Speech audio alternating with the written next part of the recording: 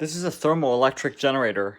There's ice water on this side and hot water on this side, and it's kind of cooled down now because it's spinning down, but watch what happens when I start replenishing the hot water.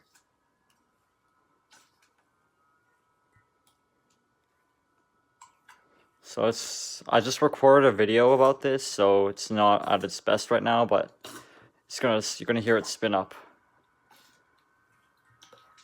Hear that?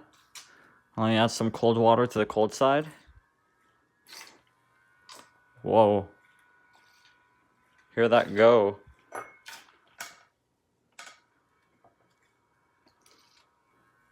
at that. I'm working on the full video right now. I have to edit it still. And we were getting a lot higher voltages in the video, like 1 volt.